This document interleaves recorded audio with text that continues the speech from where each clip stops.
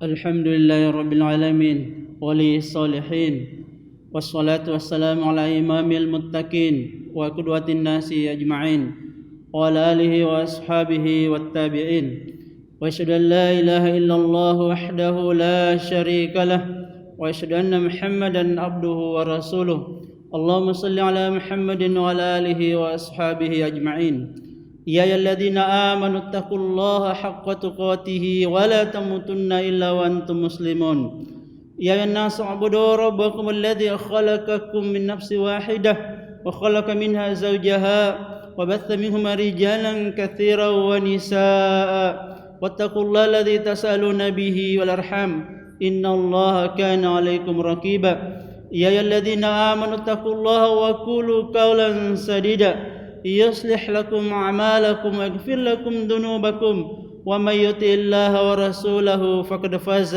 فوزا عظيما أما بعد فإن أصدق الحديث كتاب الله وخير الهدي هدي محمد صلى الله عليه وسلم وشر الأمور محدثاتها وكل محدثة بدعة وكل بدعة ضلالة وكل ضلالة في النار Ma'asyiral muslimin, jamaah Jumat dimuliakan Allah Subhanahu wa taala. Mari kita selalu bersyukur kepada Allah Subhanahu wa taala atas segala nikmat yang diberikan kepada kita semuanya, yang lahir maupun yang batin. Sebagaimana diingatkan Allah Subhanahu wa taala kepada kita semuanya, la in syakartum lazidannakum wa la in kafartum inna adzabi lasyadid. Kalau kalian bersyukur kepada aku, kata Allah, lazidannakum, benar-benar dan sungguh-sungguh akan ditambahkan.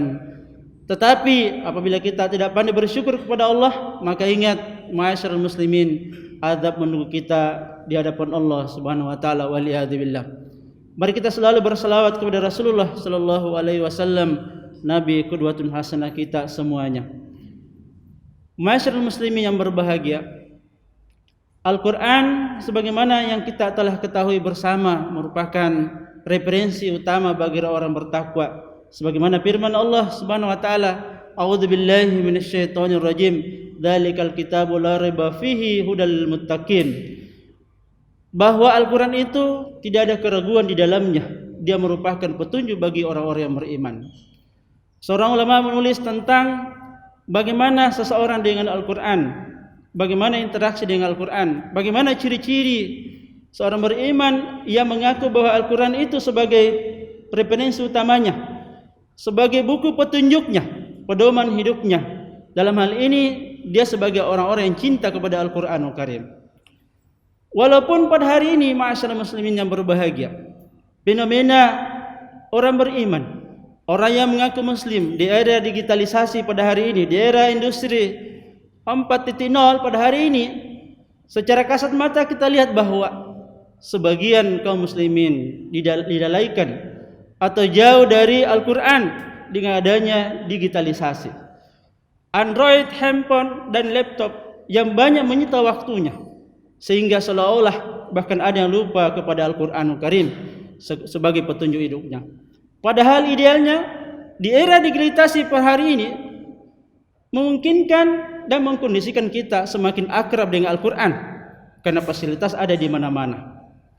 Ada beberapa ciri, kata beliau, seseorang orang beriman, orang Islam dikatakan cinta kepada Al-Quran.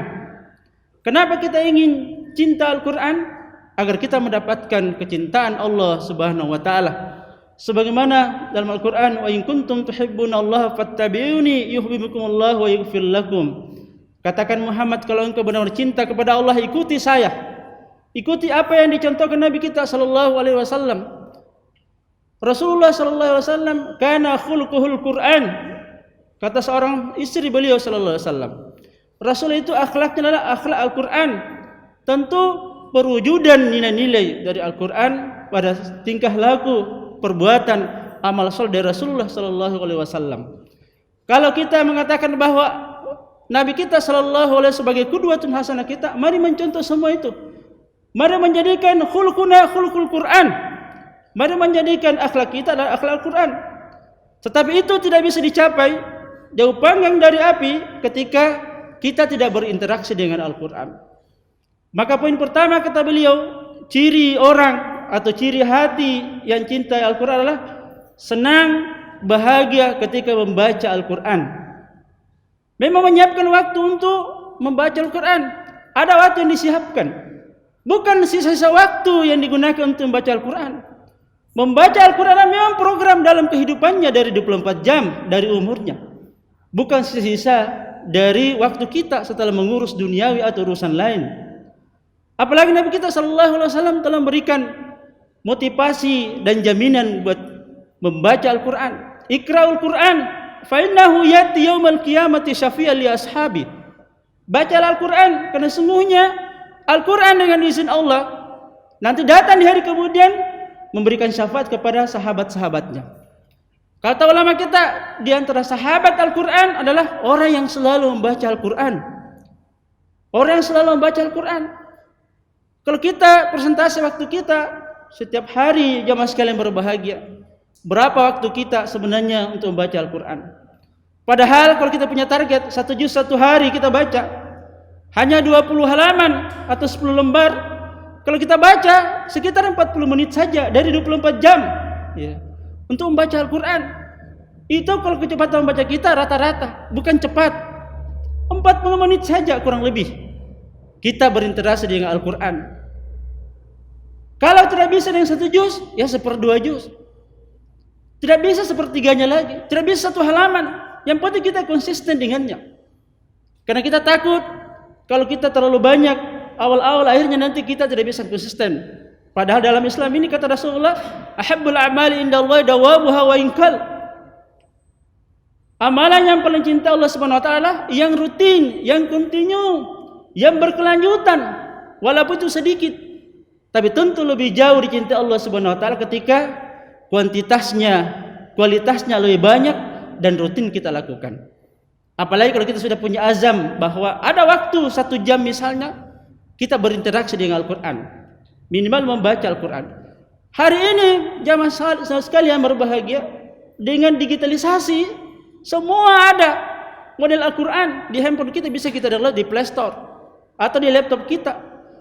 Mau yang asli bahasa Arabnya semua ada, mau yang bahasa Indonesia juga ada, mau yang terjemahannya secara utuh ada, mau yang lafziahnya juga ada, mau yang terjemahannya bahasa Inggris ada, semua ada. Kalau kita buka atau ketik Al-Quran di Play Store, di Android kita, banyak sekali versi Al-Quran dalam bentuk tulisan atau warna yang kita inginkan. Kenapa masih banyak di antara kita yang tidak peduli, tidak punya waktu untuk baca Al-Quran? Tentu ini sebuah kelalaian. Sebuah kelalaian sebagai orang-orang yang beriman. Sebagaimana kendaraan, seseorang menggunakan sebuah mobil merek A, tidak menggunakan buku petunjuknya untuk merawatnya, maka tunggu kehancurannya. Demikianlah perumpamaan jemaah sekalian berbahagia. Kita hidup di dunia ini, lalu mengatakan saya juga beragama Islam, tetapi jauh dari Al-Quran, maka yakinlah bahwa kita akan jauh dari Islam. Al-Quran nanti akan menjadi hujatun alaina, bukan hujatun lana. Padahal setiap doa-doa kita selalu mengatakan Allahumma ja'al Qur'ana hujjatan lana wal alaina.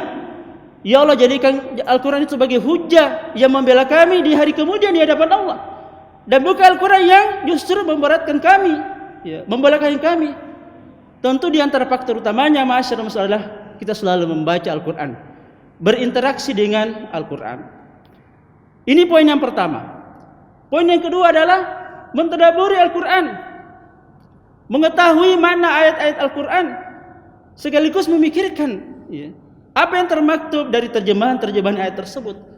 Kenapa hari ini banyak atau tidak sedikit kaum muslimin salah paham terhadap ajaran Islam? Karena dia pandai membaca Al-Quran, tapi tidak memahami apa terjemahan dari ayat suci Al-Quran. Sehingga kita ketika sekelompok anak muda atau sekelompok manusia dari orang beriman ini melaksanakan ajaran Al-Quran, tiba-tiba muncul isu aliran sesat, aliran baru, pemahaman baru. Padahal mereka yang tidak pernah memahami terjemahan atau makna dari ayat suci Al-Quran itu. Apalagi kita di Indonesia pada hari ini, kita di sekolah umum tidak ada pelajaran bahasa Arab. Kita jauh sekali. Padahal sekali lagi melalui era digitalisasi, kita bisa belajar terjemah Al-Quran melalui HP kita, di sela-sela kesibukan kita. Sehingga pada zaman sekarang berbahagia tidak ada alasan sesungguhnya. Ya. Kalau berbicara alasan, ya, tidak ada alasan bagi kita ini tidak memahami Al-Quran. Ya. Seorang ustaz kita telah menulis sebuah terjemahan, cara menterjemah Al-Quran sekejap. Beliau mengatakan, kalau seorang muslim sudah menguasai mufradat atau terjemahan kosakata dari surah Al-Baqarah, maka insya Allah dia sudah menguasai sepertiga terjemahan kosakata atau ayat dari Al-Quran. Tapi apakah kita punya waktu untuk itu? Untuk mempelajari terjemahan Al-Quran atau tidak?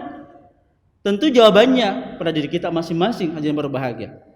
Yang jelas kalau kita ingin mengkondisikan kita untuk lebih khusyuk dalam salat, maka mari memahami terjemahan ayat suci Al-Quran. Tentu tidak sama khusyuknya antara orang yang baca ayat suci Al-Quran dalam salatnya, yang mengerti maknanya dengan orang tidak mengerti maknanya. Maka wajar ketika salat tarawih sebelum pandemi 1 juz 1 malam, banyak orang yang mengantuk. Kenapa? Salah satu sebabnya adalah tidak memahami makna atau terjemahan dari ayat yang dibaca oleh imam kita. Berdiri selama 30 menit misalnya. Nah, ini jangan sekalian berbahagia. Ya. Sekali lagi, tidak boleh seorang muslim atau selayaknya seorang muslim memang punya waktu untuk mempelajari terjemahan Al-Quran. Bukan sisa-sisa waktu. Inilah pedoman hidup kita. Ya. Sekali lagi, ini pedoman hidup kita. Mari kita dalami kata-kata ini, pedoman hidup kita, Al-Quran. Maka harus kita kuasai. Bukan orang yang ceramah saja harus kuasai, semua kita jangan sekalian berbahagia. Ya. Walaupun nanti Ustaz di hari kemudian pertanggungjawabannya lebih ketika dia menceramahkan, dia sendiri yang tidak melaksanakan. Tetapi semua kita sebagai orang beriman, mari selalu saling mengingatkan bahwa kita harus menguasai terjemahan dari Al-Quran ini. Saya yakin di rumah kita ada Al-Quran dan terjemahan. Tetapi mari lengkapi. Agar kita terbantu dengan era digitalisasi, mari mendownload Al-Quran terjemahan bahasa Indonesia di HP kita masing-masing. Sehingga di sela-sela waktu, ada waktu kita membaca terjemahan Al-Quran.